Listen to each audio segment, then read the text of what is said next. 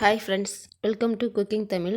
Cooking Tamil சேனலில் நாம் இன்றைக்கி பார்க்க போகிறது ரொம்பவே டேஸ்டியான பருப்பு ரசம் எப்படி செய்கிறது அப்படிங்கிறதான் பார்க்க போகிறோம். இது ரொம்ப டேஸ்ட்டாக இருக்கும். அதேமாதிரி ரொம்பவே ஈஸியாக நம்ம செஞ்சு முடிச்சிடலாம். என்ன குழம்பு வைக்கிறது அப்படிங்கிறத யோசிக்கிறதுக்குள்ளே இதை செஞ்சு முடிச்சிடலாம். இப்போ வாங்க நம்ம இதை எப்படி பண்ணுறது அப்படின்னு பார்க்கலாம். இப்போ ஒரு வெறும் வாணலியில் ஒரு 1.5 ஸ்பூன் அளவுக்கு 1.5 டேபிள் ஸ்பூன் அளவுக்கு தனியாக எடுத்திருக்கேன். ஒரு 1/2 டீஸ்பூன் மிளகு, அதே மாதிரியே ஒரு 1/2 டீஸ்பூன் சீரகம் எடுத்திருக்கேன்.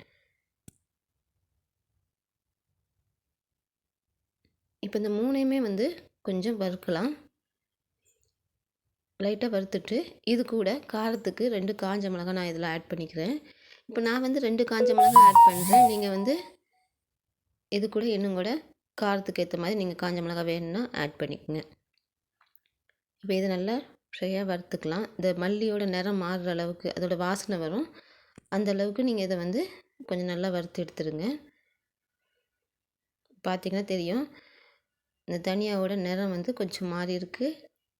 இந்த மாதிரி இந்த அளவுக்கு வறுத்து நல்லா ஆற விட்டுடலாம். ஆற விட்டுட்டு நம்ம இதை அரைக்க போகிறோம்.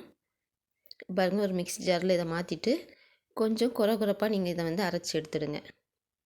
பாருங்கள், இந்த மாதிரி குறப்பாக அரைச்சதுக்கப்புறமா இப்போ இது கூட ஒரு தக்காளி ஆட் பண்ண போகிறேன்.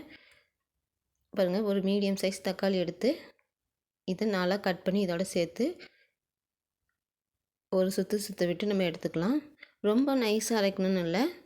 இது நம்ம தக்காளி சேர்த்த பிறகு கூட கொஞ்சம் குறப்பாக தான் இது அரைப்பட்டிருக்கோம். நீங்கள் ஒரு சுற்று விட்டாலே அந்த தக்காளி நல்லா அரைச்சிடும். பாருங்கள், இந்த மாதிரி நான் அரைச்சி எடுத்திருக்கேன். இது பார்த்திங்கன்னா நான் சொன்ன மாதிரி ரொம்ப நைஸாக இருக்காது, கொஞ்சம் குறப்பாகவே தான் அரைச்சி எடுத்திருக்கேன். இப்போ இதை நம்ம எப்படி செய்கிறது அப்படிங்கிறத நம்ம பார்க்க போகிறோம். இப்போ ஒரு கடாயில் இதை நான் மாற்றிக்கிறேன். பாருங்கள், இந்த மாதிரி ஒரு கடாயில் இதை மாற்றினதுக்கப்புறம் இதுக்கு தேவையான அளவுக்கு தண்ணி, உங்களுக்கு எந்த அளவுக்கு ரசம் தேவையோ அந்த அளவுக்கு நீங்கள் இது கூட தண்ணி ஆட் பண்ணிக்கோங்க. தண்ணி ஆட் பண்ணி நல்லா மிக்ஸ் பண்ணிடுங்க நம்ம அரைச்சி எடுத்துருக்கதை. இப்போ இது கூட நான் ஏற்கனவே கொஞ்சம் பருப்பு வேக வச்சு எடுத்திருக்கேன்.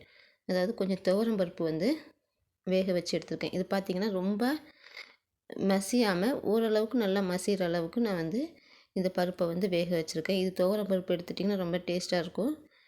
பார்த்திங்கனாலே தெரியும், இதில் 1-2 பருப்பு அப்படியே முழுசாக தெரியுது பாருங்கள். இந்த அளவுக்கு நீங்கள் வறுத்து எடுத்துக்கிட்டால் போதும், அவிச்சு எடுத்துக்கிட்டால் போதும். இப்போ இதோட ஆட் பண்ணிடுறேன். இந்த வேக வச்ச துவரம் பருப்பை இதோட ஆட் பண்ணிடலாம். ஆட் பண்ணிவிட்டு நல்லா மிக்ஸ் பண்ணிவிடுங்க. நல்லா மிக்ஸ் பண்ணதுக்கப்புறமா இது கூட கொஞ்சம் உப்பு, தேவையான அளவுக்கு உப்பு, ஒரு 1/2 டீஸ்பூன் மஞ்சள் தூள் சேர்த்துக்கலாம்.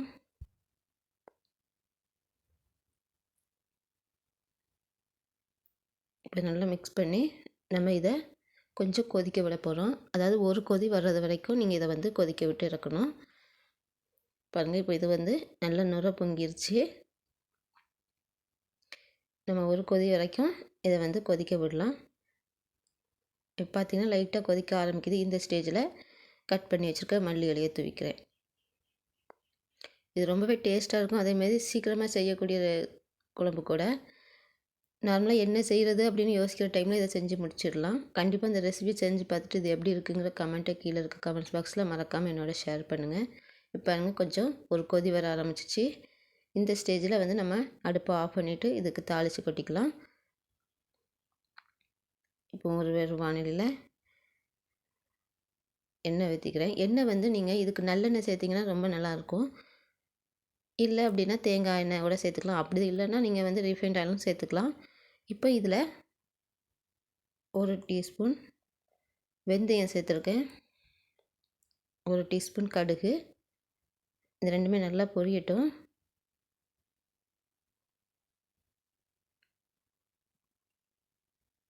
பாருங்கள், கொஞ்சம் நல்லா பொரிய ஆரம்பித்ததுக்கப்புறம் காஞ்ச மிளகாய், 2 காஞ்ச மிளகாவை கிள்ளி இதோட ஆட் பண்ணிக்கிறேன்.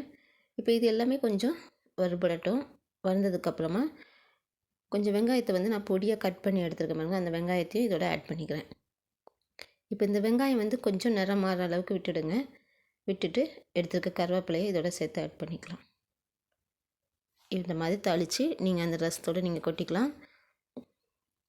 இது கூட கொஞ்சம் காயம் பொடியும் சேர்த்துருக்கேன்.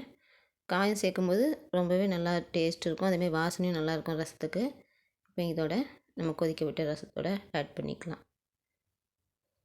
நமக்கு ரசம் தயாராகிடுச்சு. ஒரு 5 மினிட்ஸில் இது ரெடி பண்ணிடலாம். இன்றைக்கி நம்ம இந்த வீடியோவில் பருப்பு ரசம் எப்படி செய்கிறது அப்படிங்கிறத பார்த்தோம். கண்டிப்பாக இந்த ரெசிபி பிடிச்சிருக்கோம். பிடிச்சிருந்தா கீழே இருக்க தம்ஸ் அப் பட்டனை கிளிக் பண்ண மறக்காதீங்க. இந்த ரெசிபி பிடிச்சிருந்தாலும் இல்லை இதே மாதிரி ரெசிபி நீங்கள் மிஸ் பண்ணாமல் பார்க்கணுனாலும் மறக்காமல் என்னோடய சேனலை சப்ஸ்கிரைப் பண்ணுங்கள். அதே மாதிரி பக்கத்தில் ஒரு பெல் பட்டனையும் மறக்காமல் கிளிக் பண்ணிடுங்க. இதே மாதிரி இன்னொரு வித்தியாசமான ரெசிபியோடு நான் மறுபடியும் உங்களை சந்திக்கிறேன். பாய்.